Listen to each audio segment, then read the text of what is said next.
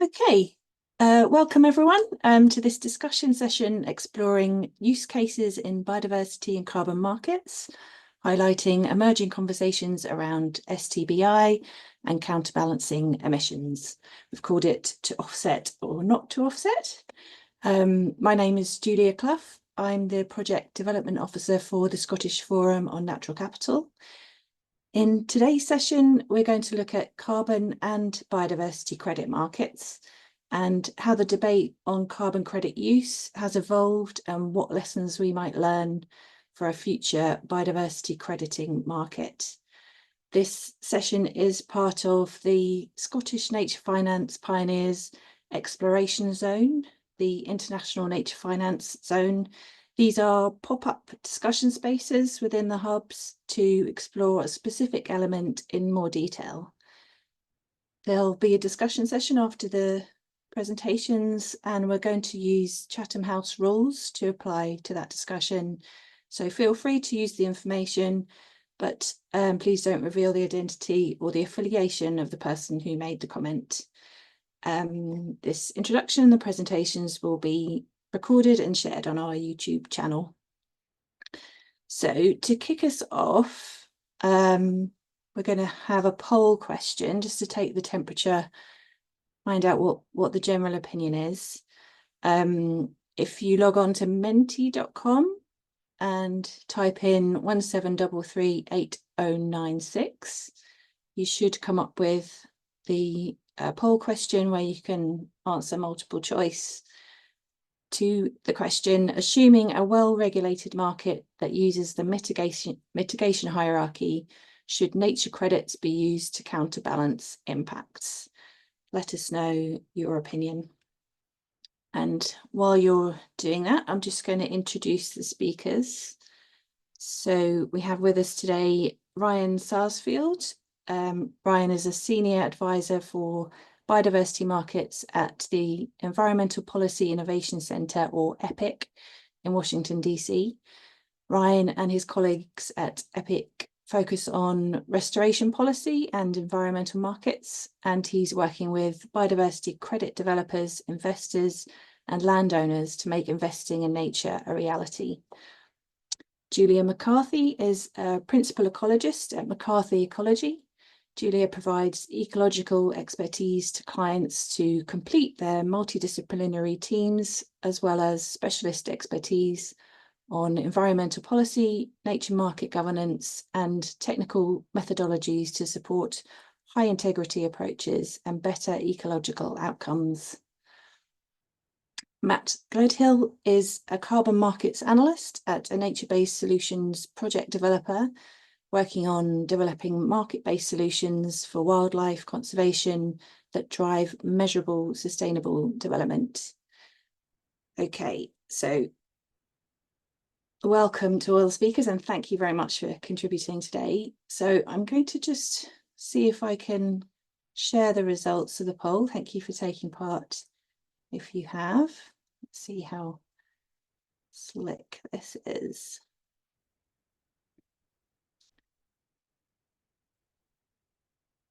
Oh, okay. Doesn't look like. Oh, there we are. Okay, so pretty much overwhelming majority for using nature credits to counterbalance impacts for both climate change related and nature impacts. So thank you very much for letting us know your opinion. A kind of warm audience. Right, okay. Without further ado, I shall hand over to Matt to tell us about the use of carbon credits. Over to you, Matt. Brilliant, thank you. Let me just share screen. So hopefully now everybody can see my screen and the agenda slide. Brilliant. So I think, yeah, to set the kind of context more for Julia and Ryan, I'm going to briefly go through kind of the background of the use of carbon credits for offsetting. The arguments for and against that have come to the fore recently following the SBTi announcement, and then the alternatives proposed for using carbon credits that doesn't include some kind of offset use case.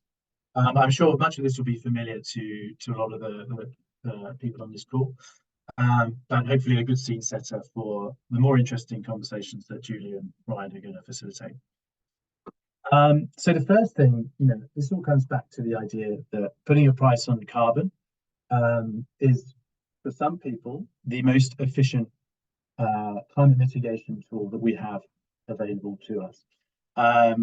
And not just carbon, but all greenhouse gases through the use of carbon equivalency. So things like methane can be converted into a kind of comparable figure to carbon.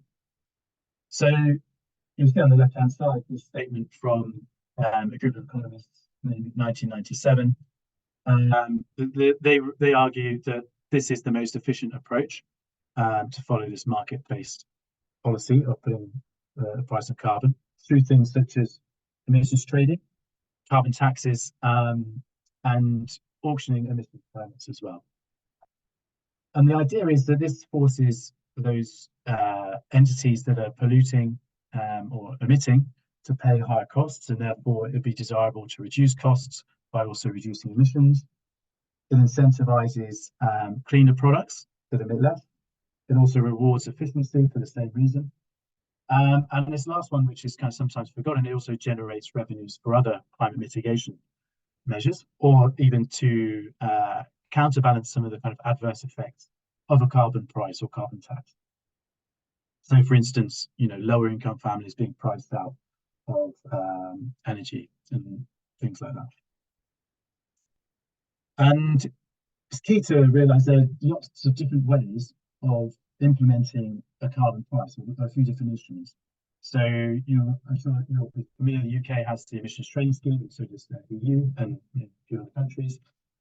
Other countries are using a carbon tax, so for instance, Colombia and Singapore. Sorry, Matt. Yeah. Sometimes we're losing the audio a little bit. I don't know if there's anything you can do. Maybe I'll try and speak a little bit closer. I'm in a booth, so maybe the signal's not great. We'll carry on for now. But other instruments we have are results-based climate finance, usually implemented by organizations like the World Bank to reward things such as avoiding deforestation, internal carbon pricing, which is something that an entity can do itself to help decision making, or even to finance its own sustainability journey, and also crediting mechanisms, which is where we get to carbon credits and offsetting use case. Is that any better, Julia? Still the same. Okay. It's okay. Yeah. Yeah. Thanks. Okay. If it's unworkable, somebody just let me know, and I'll pause and try and find a different place to call. So yeah, just to focus in on the crediting mechanisms, then the key idea is that somehow an emissions reduction is assigned a credit, which is bought and sold, and allows a reduction project or a reduction that happens somewhere to be used by another party to offset or counterbalance an emission. And predominantly, this requires some kind of third-party verification. And it's going to happen at various levels. So on the international level, we see it happening under the Paris Agreement, Article 6. At the national level, you see this example on the right-hand side. Japan has developed its own crediting mechanism, where it partners with other countries and develops projects in other countries to help it reach its NDC targets. And then the one that we're most familiar with on the corporate side of things, the voluntary carbon market. And that's where we'll focus on now. So just to go, offsetting scale began with the Kyoto Protocol and the mechanisms that were developed under the Kyoto Protocol.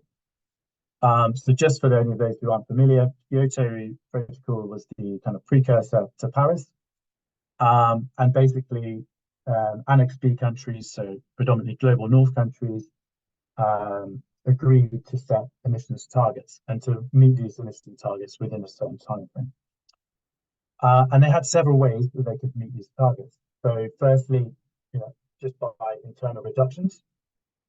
Secondly, by trading, and third, by crediting mechanisms. And so, so these were the three mechanisms that were established: international emissions trading. So two high-income global north countries could trade emissions allowances. There was the joint implementation mechanism, which were projects developed in the global north but funded by another global north country, and the clean development mechanism, which is had the most influence on the voluntary carbon market that we see today. And this is the idea that the global north invest in projects in low and middle income countries, and those project reductions contribute to meeting the emissions targets of the global north countries. So those Annex B countries that are in orange there. And so this is kind of, like I said, it's been taken over. Now the Paris Agreement kind of supersedes this. But the key point that I wanted to raise here is the clean development mechanism is really not so much the foundation, but it's heavily influenced what we see in the VCM today and things like the methodologies that are used.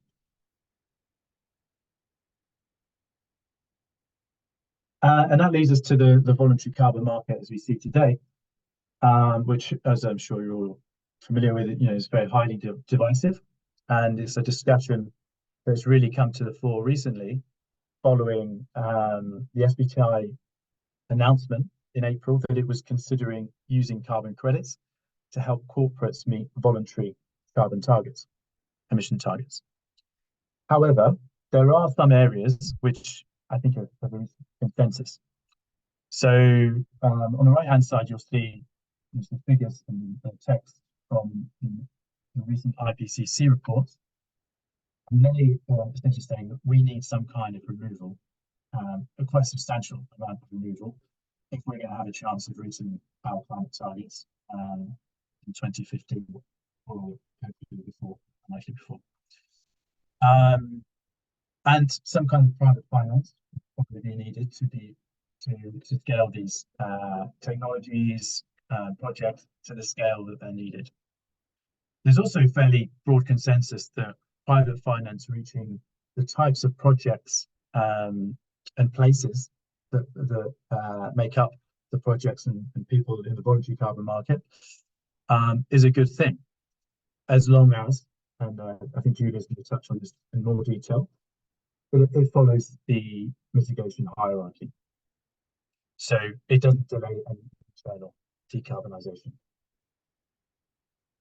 And really, here are the key arguments again that came out over the last few months. Offsetting utilizes finance the most cost-effective mitigation efforts. So rather than $100 on 1 ton, companies could spend $10 to reduce 10 tons, increasing the amount of climate mitigations happening in the short term. The claims are very unambiguous. Everybody understands the ton-for-ton approach, a compensatory approach. If a polluter does pay for every ton via offsetting, then they are in effect paying some kind of price for that, and putting a price on the carbon. And there's a big, emissions calculations that companies disclose at the moment are not perfect figures, and particularly scope 3 upstream and downstream emissions. There's a lot of assumptions required for companies to be able to calculate those emissions. And so if they're not perfect, then we should allow some leeway as carbon credits improve. And again, that's another argument that supply and demand side integrity is improving as these markets become more established. And there's this philosophy that there's no global net zero without carbon markets, because if we don't have carbon markets, then we need to use something potentially a lot like a carbon market to finance the removals that we require for net zero. But of course, on the other hand, and again, I'm sure many of you are very familiar with these arguments, the underlying carbon credits that exist at the moment are just not high enough quality. A ton is not a ton. And so Matt, this is really, yeah. sorry, there's still a few people having trouble hearing you. I don't know if it's the method, the Bluetooth. Yeah, let me try. You could sort of get closer. Is that any better? It's okay. Yeah, let's try that.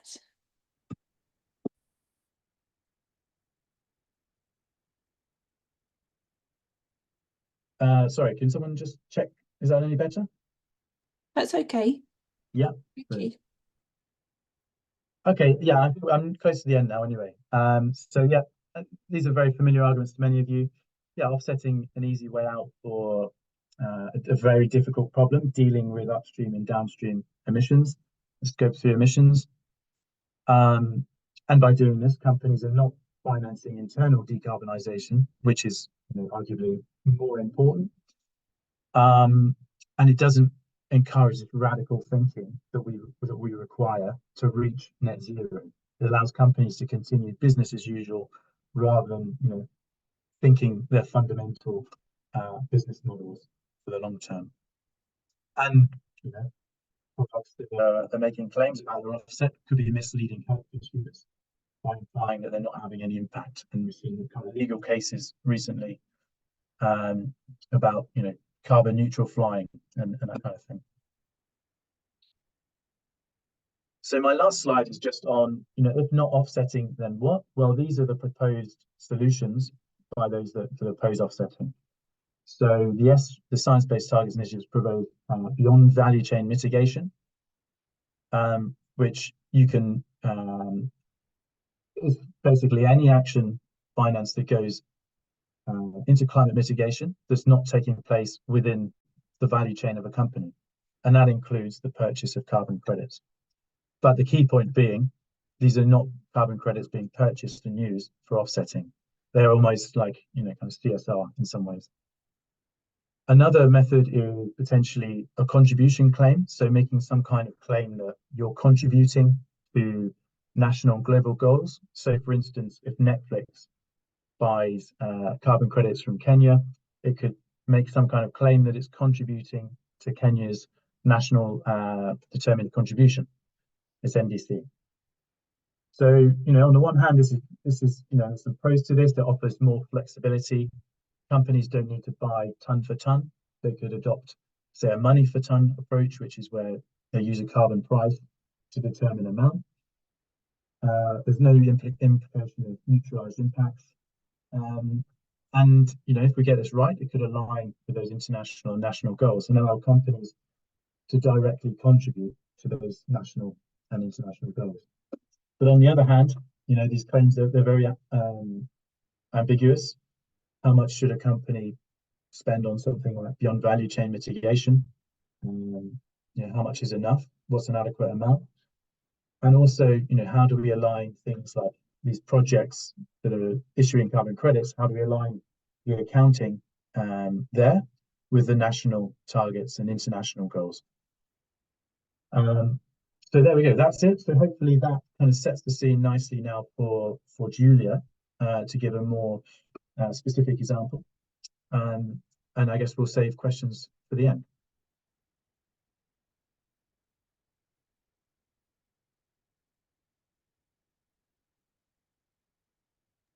Great, thanks, Matt. Let me see if I can do this.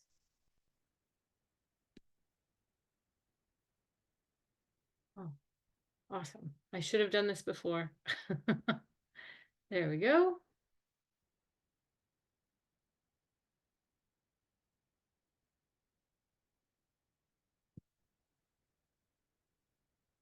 All right.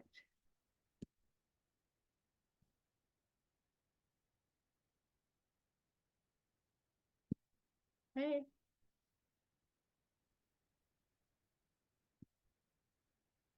Here we go. All right, can you see my screen? There we go. All right. So I'm going to switch gears a little bit here. So if you'll notice in the poll question, the caveat at the start of the question was in a well-regulated market. And so my contribution today is to just provide a little bit more of an example of what does implementing the mitigation hierarchy look like in a well-regulated market. So what happens before we even start talking about offsetting? What elements make an offsetting program work? And so today's example is going to be looking at how offsets are used in permitting under the Clean Water Act in the United States. So just kind of broader context. So the Clean Water Act, the goal of the Clean Water Act is to maintain the physical, chemical, and biological integrity of waters of the US. So we're talking about kind of the whole ecosystem for wetlands, streams, lakes, and the like. And then in addition to kind of the goals of the Clean Water Act itself, the program also operates within a federal no net loss policy. So this originally focused primarily on wetlands, and over time, this is really extended to looking at no net loss of aquatic functions, just more generally. And so just a few things that I want to point out. So the program that I'm talking about, it's a compliance market, right? So demand is created by people being required to receive a permit, and then they have to offset for any unavoidable impacts to waters of the US. So the regulations were originally written in 1980, and they outline the environmental criteria for permitting, the different pieces that an applicant needs to provide in order to get the permit. The program is administered by the US Army Corps of Engineers. And I just want to point out that, you know, what I'm going to be talking about next, the details of it really deal with more of like individual permits. So the permitting process is streamlined for projects that have smaller impacts. And so these are often authorized under what's called a general permit. And so these apply to specific types of projects and that have impacts under defined thresholds. And so in these cases, adherence to the mitigation hierarchy is more or less assumed, and mitigation is required when impacts are over a certain point. And then you also have the individual permits, which are for projects with greater proposed impacts, and these have a more involved permitting process, which, you know, I'll get into a little bit more as we go along. So essentially, where do offsets fit within the permitting process? So in order to comply with environmental regulations and the permitting requirements under the Clean Water Act, the mitigation hierarchy needs to be applied. So sequencing is required. A permit applicant has to take all appropriate and available steps to first avoid impacts and minimize adverse impacts to waters before they consider offsets. And so the point of the hierarchy is really, in this case, to avoid impacts to waters of the US wherever it's possible. This creates a really straightforward incentive. So if a project can be built without impacting waters, no permits required, and they don't have to engage in the market. So I just wanted to walk through some of the key elements of each of these three steps: avoidance, minimization, and mitigation. So first, when we talk about avoidance in the context of this program, we're talking about avoidance through an analysis of alternatives. So is what an applicant is proposing to do or develop, is it considered the least environmentally damaging practicable alternative? Or are there other less damaging alternatives available to the applicant? And so this is really kind of a process where the applicant is responsible for providing information that demonstrates that their project is the least environmentally damaging. And so just to highlight that this analysis is going to vary from project to project. It's going to be commensurate with the scale and the scope of a project. So more information would be required for a larger project with greater impacts or a larger footprint than a smaller project. But there's a few key elements to kind of cracking the avoidance problem. And the first is, you know, the project purpose is really important in this context. So the project purpose is what's used to kind of create the definition of what is needed, right? So that's what you're going to use to define the range of alternatives that might be available. And it needs to be broad enough so that a range of locations and methods can be evaluated in order to meet the purpose. So for example, if you're talking about a water supply project, you might look at a range of alternative locations for a reservoir site. You might look at alternative methods for providing water supply. So alternative forms of supply. So do you need a reservoir, or can you look at aquifer recharge? Can you look at more extensive conservation measures, that type of thing as alternatives? Transportation, some examples would be looking at alternative roadway alignments or alternative modes of transportation. So do you need to build a roadway, or can you rely on improved transit options, for example, as an alternative? And so this involves really looking at kind of making sure that a project purpose is not so narrow that it restricts the range of alternatives both on and off site that you could look at to evaluate. And from this perspective here, so the Corps, who's are the ones that are issuing the permits, they will independently define a project purpose. So they will kind of look at what the applicant is planning to do, and they'll say, well, that's, you know, that's broad enough to look at a range of alternatives, or that's too narrow and it needs to be considered more broadly. So the second piece is practicability. And this is really kind of the linchpin of looking at alternatives. So practicable means that an alternative is available and capable of being done after considering cost, existing technology, and logistics. So here the applicant needs to provide documentation on why an alternative that might have less impacts to waters is not practicable. And so this is really about looking at, you know, specific constraints of a particular alternative. So you're not necessarily comparing between alternatives. You know, for example, looking at what might be most cost effective. Like, we know that constructing a bridge to avoid impacts to wetlands is going to cost more than putting, you know, like a roadway right through there. But it's not about whether a bridge costs more than no bridge. It's about whether a bridge in that place is cost prohibitive given the specific setting. So it's really about looking at, like, are there constraints that would make something with less impact not feasible?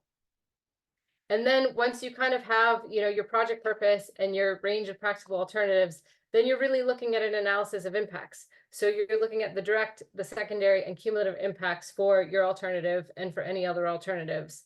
And then at the end of the day, only the least environmentally damaging practical alternative can be permitted. So really you can see here that this avoidance element is really crucial in defining a project and what is being proposed under permitting. So after you have your selected alternative, then minimization is really looking at that specific alternative and saying, well, are there any other opportunities to reduce impacts here? So that has to do with, you know, fine-tuning project design. You know, can you kind of change the footprint of the project to further minimize impacts? Can you look at implementing construction best management practices like silt fences, adjusting the timing of work, you know, the type of machinery that you're using in the construction project, can that be modified so that it has less impacts to waters? Or can you look at operational changes? So for example, again, with water supply, can you change the way that you're diverting water or releasing water so that it has less impact to the aquatic ecosystem? And then the last piece is now you get to offsets, right? So this is where we are talking about offsetting any unavoidable direct and secondary impacts. So by the time that you get to this place, you know, ideally you have a much smaller impact than you did when you started. So it isn't just about looking at kind of the project that you want to have and then saying, well, it's going to have this much impact and I'll provide the mitigation. It's really about saying, well, this is a project that I want to have. And going through the permitting program, you say, well, actually, I can reduce those impacts by this amount, and then I only have to offset the unavoidable impacts. And so there are kind of three different mechanisms for mitigation offsets: mitigation bank credits, in lieu fee program credits, and then permitting responsible mitigation projects. And so I just have a few other pieces to highlight just about offsets and kind of how, once we get to the point of looking at offsets and looking at compensatory mitigation, what are some key elements that I think are really important when we're thinking about offsetting impacts? And the key one of this is really ensuring equivalency. So how do we set the stage so that mitigation is truly offsetting an impact, right? And so there's a few elements to touch on here. The first is equivalent standards. And so under this program, all types of offsets, so whether it be mitigation banks, in lieu fee programs, or the permittee responsible mitigation, they're all held to the equivalent standards. So whether you're a permit applicant who's doing on-site mitigation or you're a large mitigation bank provider, the same 12 elements are required in a mitigation plan, including your monitoring, adaptive management, and long-term management expectations. So across the board, the expectations of what you have to provide in order to create an offset are the same. The second piece is functional equivalence. So basically, mitigation needs to offset the functions lost at the impact site. And so there's kind of two different pieces to this. One is looking at the location of offsets. So the location of the offsets needs to be proximate. And in the case of this program here, this means that impacts are offset within the same watershed typically, or within a defined geographic service area of a bank. So basically, you're not kind of mitigating for an impact somewhere far away. You're really making sure that that offset is occurring within the same watershed and within the same kind of proximity of the impact. And then the second is that mitigation should be provided in kind. So the mitigation site should be providing similar structure and functions as what's impacted. So if you're impacting, for example, a forested wetland, then you need to be looking at whether there are forested wetland credits available at a mitigation site that serves the geographic service area where your impact is. And then the third piece is symmetrical accounting for debits and credits. And so this is, looking at using parallel procedures for calculating debits and credits. So essentially the currency is the same on the same side, on both sides of the equation, right? So if you're looking at doing a functional assessment, you're doing that both on the impact side and on the credit side as well, and the mitigation side. And then the other piece is has to do with how credits can be sold. So in this program, there's no unbundling or stacking of credits. So credits can only be sold once for a single impact. And then just the last thing that I wanted to touch on is just a few elements, which I think when we talk about offsets, they're often hot topics. And so I just wanted to kind of highlight how these are handled within this regulated market in the States. So there's a few different kind of preferences that are built into the regulations. And these are put in place in order to better support equivalency, to better support the no net loss goals, and also to improve likelihood for success for offsets. And so for mitigation projects, strategic site selection is really a key element here. And so this is done via a watershed approach, where mitigation sites are strategically selected based upon, looking at watershed priorities and kind of what would be ecologically preferable within the watershed. And each bank or inland fee program has a defined geographic service area then to ensure that mitigation is going to be proximate to any impacts, and that credits are not sold to offset far off impacts. And oftentimes this is implemented via trading rules. So the form of multipliers or ratios, which will address the relative location of mitigation and impact sites. So the second piece is also a preference for restoration projects over other types of mitigation, including enhancement, preservation, or creation or establishment. So restoration is going to provide greater gains in aquatic function than enhancement or preservation, and it also has a much higher likelihood of success than creation. And so this preference is also implemented oftentimes via multipliers or ratios within trading rules. So preservation itself is qualified, so you can use preservation as an offset, but there are pretty strict criteria for when that can be applied. So typically there has to be a demonstrated threat to the resources that are going to be preserved. And oftentimes this is going to be traded via much higher ratios. And then the next thing is a preference for banks and in lieu fee programs. So this is actually something that differs from the way that biodiversity net gain in England is set up to do. But essentially the argument here is that when you prioritize credits at banks or in lieu fee program sites, you have the opportunity to consolidate offsets at larger, potentially more ecologically appropriate sites. You have the opportunity to consolidate resources, so both financial resources, but also scientific expertise. So when you create larger projects, you're kind of consolidating the costs of those things into one site as opposed to throughout, multiple smaller sites. You'll also reduce temporal losses because these are often created in advance of impacts. And then you also reduce your uncertainty over project success. So you're much more likely to have these projects successfully create the lift that they're proposing to lift, and therefore more successfully create the offsets that you're trying to generate. And then, obviously for permitted responsible, there's also then preferences for on-site and in-kind over off-site and out-of-kind. So these are just, it's kind of a lot of information, but I think that's just really a little bit of context for thinking about, how do we look at offsets in a well-regulated market, and what different pieces all have to be in place in order to kind of deal with some of the hot topics and the concerns that people have about using offsets within markets. So that's all I have. So hopefully I've teed up some of that context for Ryan to take over and talk about offsets in the context of biodiversity.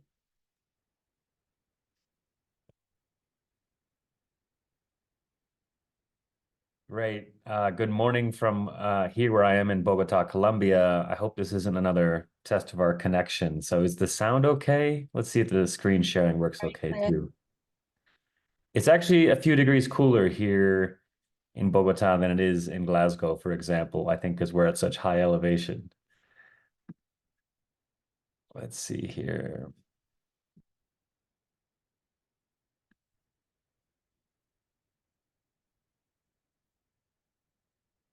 How's that look? Any second now. I think it'll work. Just still loading.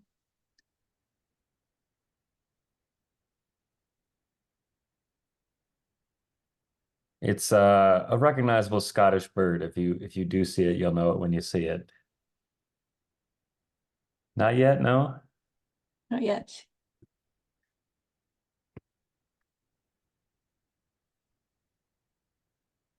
We could see it before you hit the slideshow, I think, if you want to. I think this has happened before. How about that? Not as That's lovely, fine. but Yeah. Is it? Oh no, I'm not going to embarrass myself. I want to say chaffin. Don't know. I'll leave that to the Scottish folks on the call. All right, so great to have those two presentations from Matt and Julia, and they're often things I would talk about to try to set the stage for what I'm going to talk about, but they're already covered here quite well, so that's good to see. Biodiversity offsets, it's a little bit like carbon offsets, only more so. So all these problems we have with carbon, let's call it opportunities as well. We have those same issues with biodiversity, but there's extra layers of ideology, more skepticism for different reasons. And, they while the markets might work similarly and the corporate process of engaging with these things and engaging with their impact might work similarly, the fundamental thing that is in question here, biodiversity versus carbon dioxide, is quite a bit different, and biodiversity is much less fungible.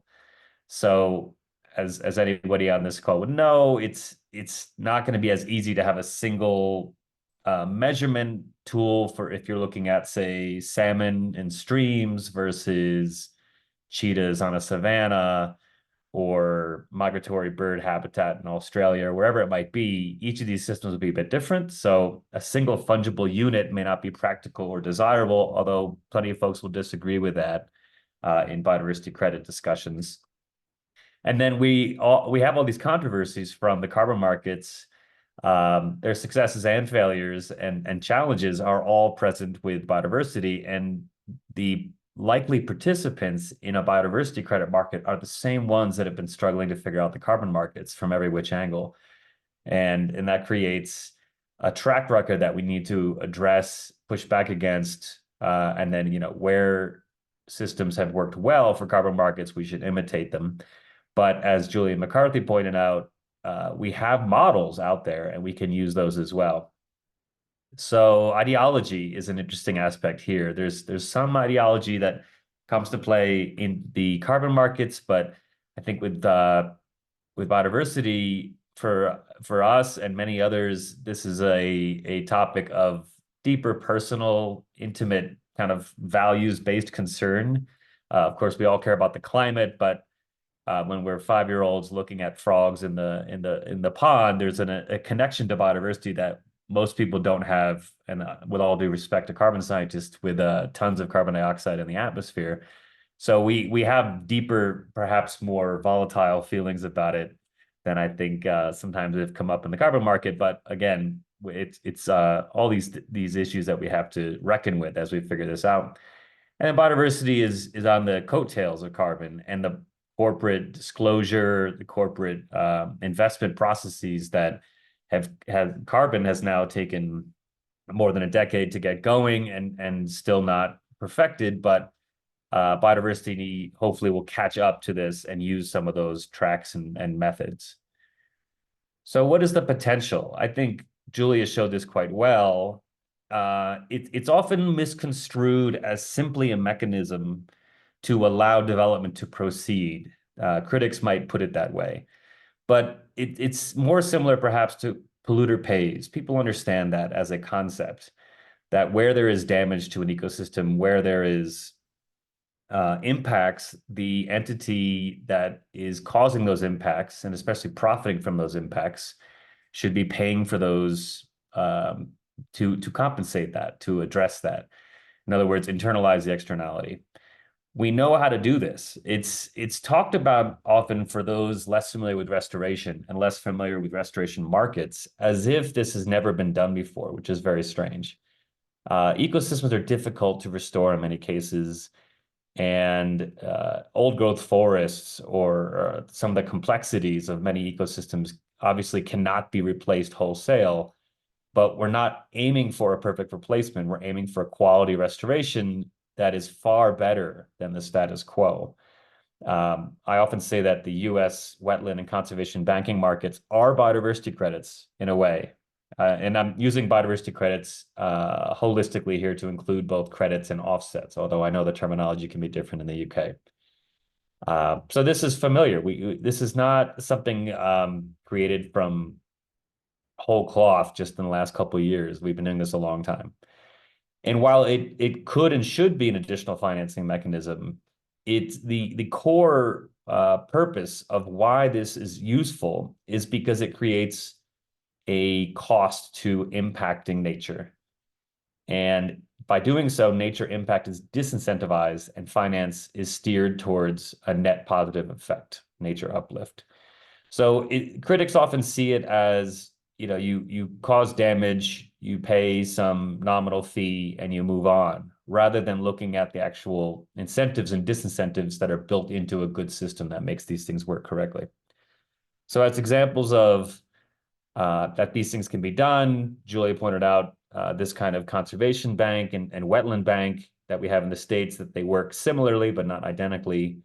And these are large-scale efforts in the US. They attract investments. So you'll see in the bottom right, the Quebec Pension Fund put in about $400 million into Westervelt Ecological Services.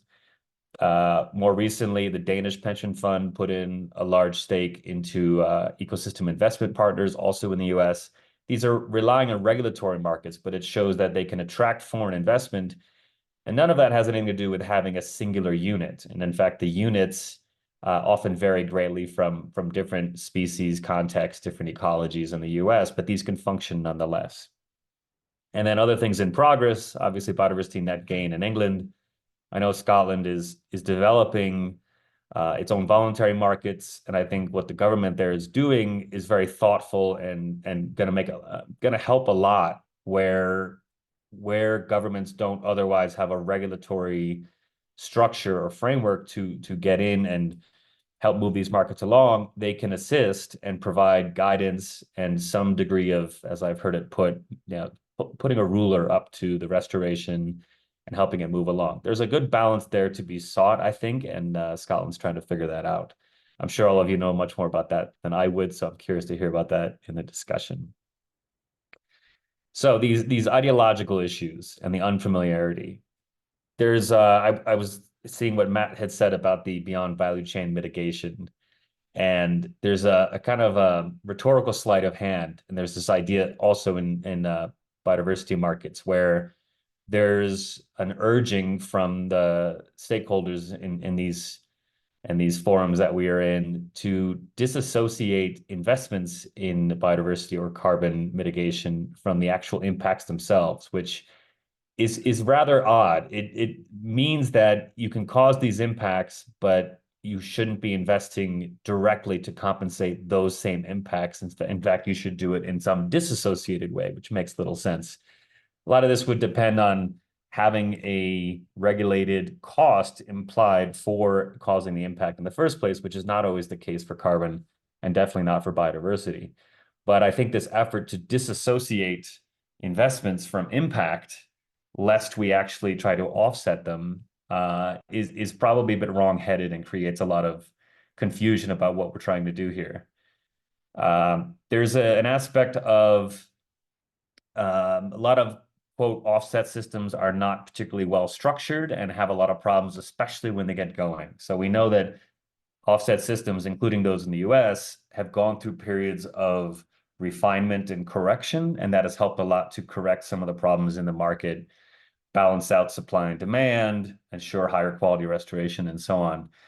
But where there are things called offset systems or compensatory systems, but they're not built upon a firm foundation, it's a bit too easy for supporters of things like this to say, well, that's not a real offset system. But I think to some degree it's true. If these things are built from the ground up without the core aspects of what we need to have an offset system, they're not really offset systems to begin with, but we know how to do a good offset system. So again, the license to destroy nature argument, I get frustrated with this because I'm often, shaking my head at the clouds and saying, what about the current status quo?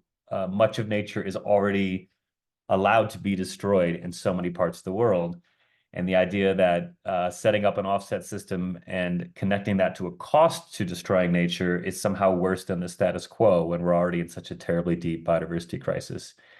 It's not always a fine line, of course, but the idea here is to take these things that are not costly now and put a cost on it. And in doing so, allow development in some cases to occur, again, following the mitigation hierarchy, but that's what we're trying to do. And then there's an interesting assumption for those of us like myself. We have this personal connection to nature, and we think that perhaps nature loss should be targeted at a level of 0. But it's not just impractical, but strategically, I don't think it's a good way to approach these things, either with legislative frameworks or otherwise, because part of the fundamental nature of our economies and how humans live, there are trade-offs between our food production, our timber and pulp and paper production, and where we live, and all of these things incur nature cost, and much of them are not incorporated as an actual cost to creating these things in the first place. But we could cost them in, internalize those externalities, and we'll be in a better place, rather than pushing away alternatives to some perfect ideal that implies that nature impact should be 0. So where will demand come from if we don't yet have a regulatory approach in many of these places? So things like the TNFD, things like the SBTN, CSRD in Europe, these disclosure initiatives are coming online. Even in the US, in talking with corporate consulting firms, they will tell you that their multinational companies are trying to figure out CSRD, especially being a European directive. But these things are in fact, in our crystal ball, we say these are coming, and they are in fact coming. And what this means is companies will have to disclose their biodiversity footprint, just as they have with carbon. So all this process is following that path laid by carbon, where if we went back a number of years, the pioneers in the carbon space, before they were doing much about buying clean energy and all the other mitigation aspects they would at least, figure it out and disclose what their impact is. But if you look through these things, they do encourage the mitigation hierarchy, but you'll see 1, 2, 3, 4, 5, 6, transparently disclose is the last one there. So what comes after disclosure, right? So there's a hesitancy with these disclosure initiatives for understandable reasons to jump to, hey, let's invest in biodiversity credits or some other similar mechanism. But in the act of disclosing, especially for something that is as important to stakeholders as biodiversity is, I think it's very likely that this will push companies and whole sectors, and then those that put pressure on them, like investors, to be more active in what their investments in biodiversity are doing, to seek a truly nature positive corporate policy. There's a lot of talk about this, but they haven't yet made the leap beyond we're disclosing, we're doing something notionally about it, to we are going to try to address our impacts fully. So the challenge is, Sorry, Ryan, I'm just going to jump in. We've only got sort of 8 or 9 minutes to discuss. one more minute and then I'll wrap up. Right. Okay. Okay, the challenge. So we have the status quo. In most places, we don't have a regulatory market. It takes a long time to make one. So we should be doing voluntary markets while we can and building that upon the backs of these disclosure initiatives and see what we can do. But as Julie pointed out, there's no symmetrical accounting, or rather, symmetrical accounting is very important. So the way we do it in the US, there is clearly defined symmetrical accounting. We don't have that for voluntary markets right now because measurement of impact is disconnected from measurement of uplift. So we don't have equivalency on the table. Companies won't make claims. So in the meantime, what can we do? It's tricky. I think about this all the time. I lose sleep over it, but how can we make progress? And we can make progress. Do good projects, more pilots, make them high integrity and avoid some of the pitfalls of riskier low integrity projects. Show what the projects can be. Support disclosure and push it to be better. And then over time, connect the methodologies that measure uplift to the methodologies that measure impact. So we want to have that symmetry there. And finally, we should acknowledge that the interim path might be companies euphemistically talking about investing in areas associated with impact, nature positive supply chains. They'll use a lot of language that is not using the word offsets, sometimes not even using the word compensation, because they don't want to imply an equivalency that they can't claim right now anyway. But this is where things are going. I think these processes need to be supported, and I'm really curious what you're all curious about in this conversation. Thanks. Thanks, Ryan. Sorry to rush you. Okay, we've got a question in the chat. Sorry, I'm just going to stop recording.